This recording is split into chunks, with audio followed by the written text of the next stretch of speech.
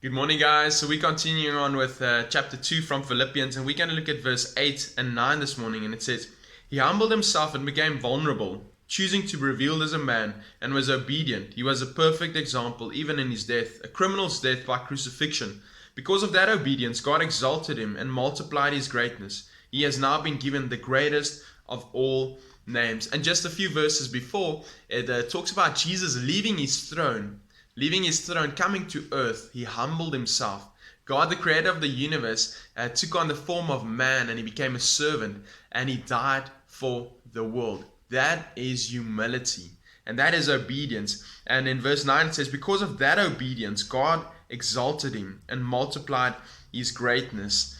And if you want to be exalted, if you want to be increased in your greatness, then we need to be obedient. And obedience, so many times we think of obedience as weakness, but obedience is not weakness. Obedience is strength. Strength not in yourself, but strength in God's call, and knowing that God's will for your life is so much better than your will for your life. And being obedient to the voice of God, being obedient to the calling of God, because a call from God and a word from God means nothing without corresponding obedience. So I hope this word blesses you. If there are things that God has spoken to you and you haven't been obedient to them, don't be condemned. Don't feel bad about it. Take action. Say, yes, God, I know that this is something that you've spoken to me, so I'm going to step out in it. I'm going to decide and choose to be obedient. And then you're going to see multiplication. You're going to see greatness. And you're going to see God working amazing things in your life.